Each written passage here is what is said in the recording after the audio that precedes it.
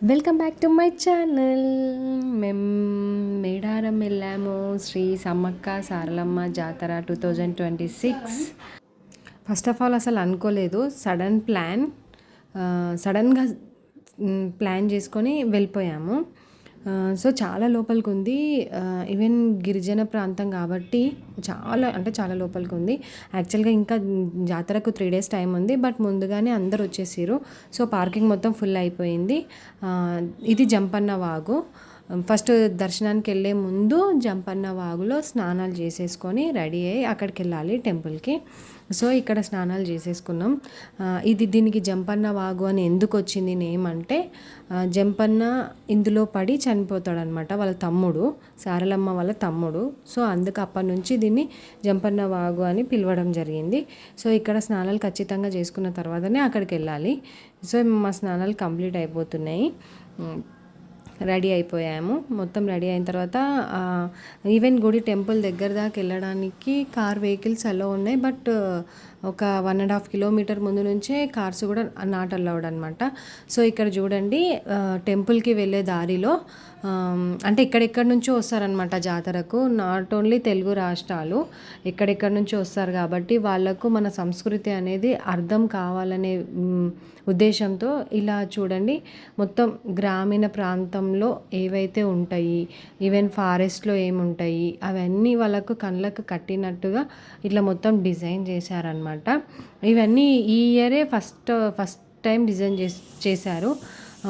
ఇంతకుముందు లేకుండే అంట, మేము కూడా ఫస్ట్ టైమే వెళ్ళడము. సో బాగా అనిపించాయి ఇవన్నీ పిల్లలకు చూపెట్టడము. చూడండి, మన అప్పట్లో దంచడము అలాంటివన్నీ నీట్గా, అంటే అడవి ప్రాంతంలో ఉన్న జంతువులు ఇవన్నీ ఎంత బాగా డిజైన్ చేశారో. జంపన్న వాగు నియర్లోనే ఉంటుంది ఇది. జంపన్న వాగు నుంచి టెంపుల్కి వెళ్ళే దారి మధ్యలో ఇది ఒకటి వస్తుంది, ఇంకా ముందు ఇంకొకటి ఉంటుంది నెక్స్ట్. సో అక్కడ కార్ పార్కింగ్ చేసేసి ఆటోలో టెంపుల్కి స్టార్ట్ అయిపోయాము. సో ఆటోలో బయలుదేరినాం చూడండి. అండ్ మళ్ళీ మధ్యలో దారిలో ఇక్కడ చూడండి, పల్లె సంస్కృతి ఉట్టిపడేలా ఎడ్ల బండి కానీ, జింకలు ఎడ్ల బండి పైన కూర్చొని వెళ్ళడము పొలాలకు, ఇవన్నీ ఇప్పుడు చాలా రేర్ అయిపోయాయండి. అందుకే అవన్నీ గుర్తు చేయడం కోసం ఇలా పెట్టారనమాట. ఎందుకంటే అందరికీ కనిపిస్తాయి కదా, సో తెలియని వాళ్ళు కూడా తెలుసుకుంటారు. సో ఇక చూడండి, ఎద్దు, ఇక్కడ అన్ని కోయ జాతికి సంబంధించిన బొమ్మలు అన్నిటినీ చాలా బాగా డిజైన్ చేశాను. నాకు దగ్గర నుంచి తీసేంత టైం లేదు, సో అందుకే ఇలా తీసేసాను అనమాట. నెక్స్ట్ క్యూ లైన్లో అనుకోలేదు, కాకపోతే దేవునికి నైవేద్యం పెట్టాలి కాబట్టి బెల్లం తీసుకున్నాము. ఈచ్ పర్సన్ 1.5 kg పెట్టి కోరిక కోరుకోవాలంట. సో నాది, మా హస్బెండ్ది ఇద్దరిది 1.5 3 kgs తీసుకొని లైన్లో వెళ్ళిపోయాను. సో మొత్తం న్యూగా చేశారనమాట ఇదంతా కూడా, ఫస్ట్ లేకుండే అంట. ఇక్కడ లైన్ వరకు వచ్చి ఇక్కడ ఆపేశారు. ఎందుకు అంటే చాలాసేపు ఇక్కడ ఒక 1.5 hour మాకు వెయిట్ చేయించారు అనమాట. ఎందుకంటే గెస్ట్లు వచ్చారనమాట. ఎవరల్ల అతిథులు అంటే విఐపీస్. అన్ని టెంపుల్స్ దగ్గర మనని కామన్ పీపుల్స్ని ఆపేసి విఐపీస్ వెళ్ళడం అది కామన్.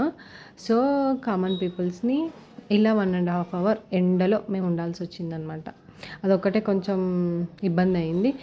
ఇక్కడ చూడండి, Seethakka and Ponnam Prabhakar MLA ministers అనమాట, వాళ్ళు రావడం జరిగింది.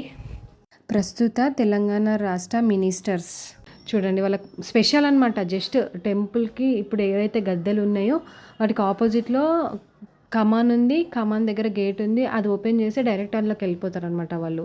సో విఐపీస్కి సపరేట్ ఇదే కమాన్.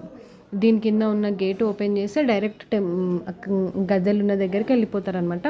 సో అక్కడ నుంచి విఐపీస్ వెళ్ళిపోయారు. మేము ఇక్కడ వెయిట్ చేస్తున్నాము. తర్వాత ఓపెన్ చేసిర్రు గేట్. ఇది మెయిన్ ఎంట్రీ, ఫస్ట్ గద్దె లోపలికి వెళ్ళడానికి మెయిన్ ఎంట్రీ ఇదే. సో వెళ్తున్నాము.